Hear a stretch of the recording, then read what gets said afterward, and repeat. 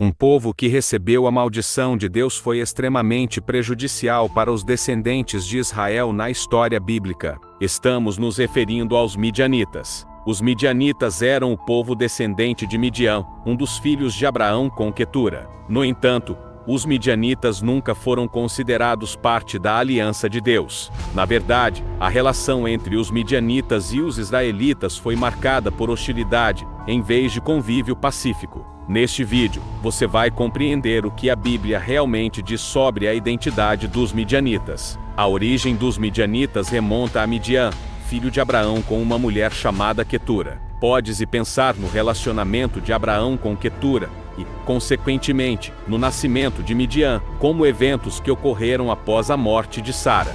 No entanto, estudiosos do Antigo Testamento observam que o relato do relacionamento entre Abraão e Quetura pode ser um registro posterior, mencionado no livro de Gênesis. Portanto, muitos intérpretes acreditam que esse relacionamento pode ter acontecido antes da morte de Sara, já que Quetura é identificada como concubina de Abraão no livro de Crônicas. Se esse foi o caso, não é possível determinar com precisão o momento do nascimento de Midian na vida de Abraão, exceto que foi após o nascimento de Ismael. De qualquer forma, o escritor bíblico fez questão de deixar claro que os filhos das concubinas foram enviados por Abraão para o leste, com presentes, a fim de evitar problemas relacionados à herança de Isaque. E, obviamente, entre esses filhos enviados para o Oriente estava Midian. Esse detalhe pode explicar como os midianitas passaram a habitar nas fronteiras do deserto da Transjordânia. Com o tempo, a região ao norte do deserto da Arábia, a leste de Moabe, na parte oriental da península do Sinai, passou a ser designada como Midian.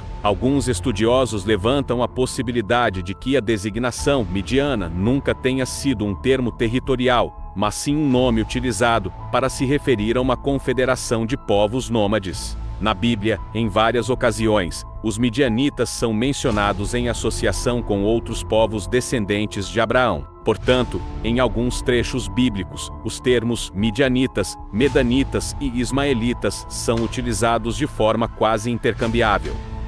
Acredita-se que esses três grupos provavelmente se misturaram por meio de casamentos, ou seja, os descendentes dos filhos de Abraão com suas concubinas se casaram entre si.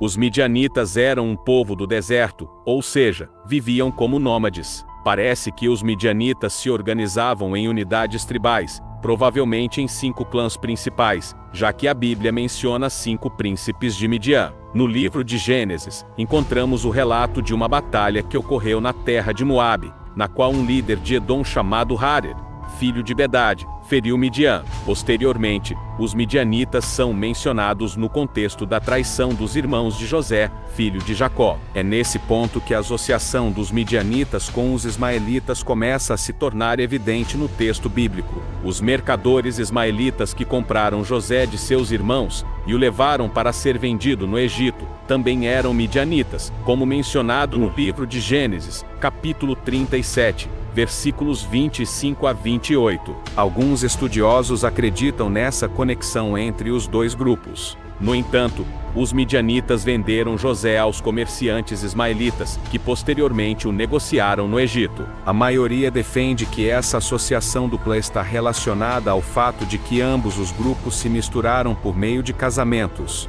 Mais tarde, Moisés, o grande legislador do povo hebreu, casou-se com uma mulher midianita chamada Zipora, quando fugiu do Egito. Moisés se estabeleceu em Midian, onde conheceu sua esposa, que era filha de um sacerdote local chamado Reuel ou Jetro, como mencionado na Bíblia. Moisés permaneceu lá por 40 anos, e foi enquanto cuidava dos rebanhos de seu sogro midianita, que Deus o chamou no Monte Horebe, e o comissionou para liderar a saída dos israelitas do Egito.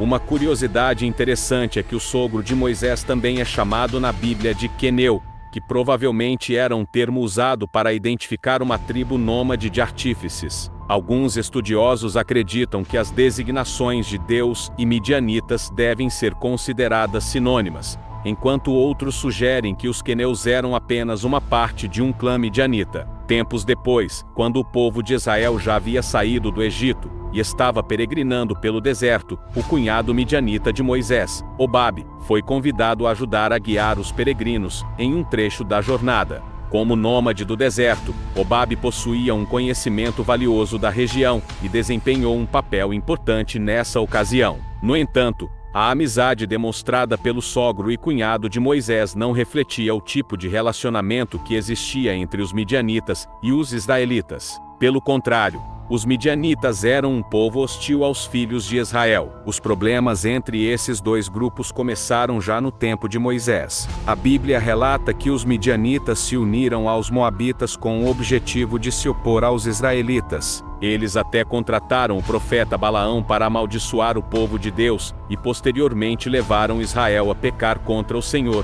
por meio da idolatria e imoralidade. Foi nessa ocasião que os midianitas foram identificados como um povo amaldiçoado pelo Senhor.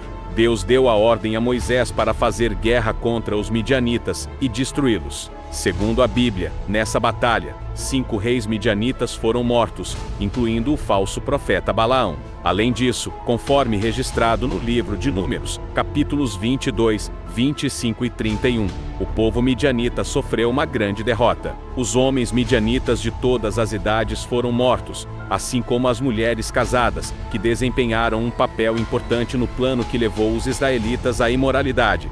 Naquela ocasião, apenas as moças virgens foram poupadas. No entanto, apesar desse massacre, os midianitas não foram totalmente exterminados. Mais tarde, durante o período dos juízes em Israel, os midianitas são mencionados novamente como um povo poderoso, que oprimiu os israelitas por 7 anos. Conforme relatado no livro de Juízes, nos capítulos 6 e 7, Deus permitiu essa opressão, devido à idolatria do povo de Israel. Os midianitas se uniram aos amalequitas e a outros povos do Oriente, promovendo uma opressão severa contra Israel. Eles eram numerosos e usavam camelos para saquear tudo o que podiam, deixando os israelitas empobrecidos, sem rebanhos e sem mantimentos. A situação era tão difícil que os israelitas precisavam se esconder dos invasores em cavernas e esconderijos nas montanhas. No entanto, quando os filhos de Israel demonstraram arrependimento e clamaram por ajuda divina,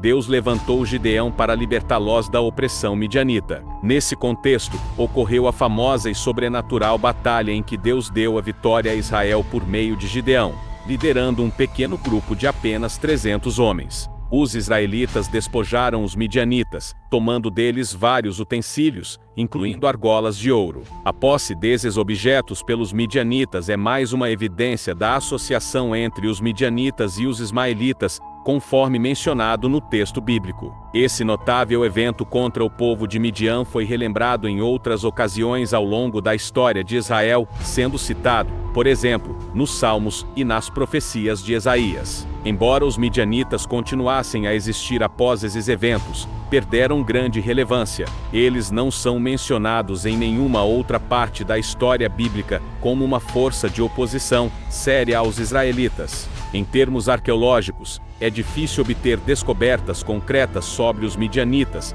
já que eram nômades ou seminômades. No entanto, foram encontrados vestígios de cerâmicas, tecidos e utensílios de metais no antigo templo egípcio, ocupado pelos midianitas em Tina. Além disso, existem algumas possíveis conexões com os midianitas em registros assírios. Deixe nos comentários se você já conhecia os midianitas na Bíblia. Também recomendo assistir a um vídeo completo sobre a história dos Moabitas para conhecer melhor os povos mencionados na Bíblia. Se gostou deste vídeo, inscreva-se no canal para apoiar a produção de mais conteúdo como esse. Se desejar aprofundar seu conhecimento bíblico, oferecemos estudos de teologia totalmente online. As informações estão na descrição do vídeo e no primeiro comentário.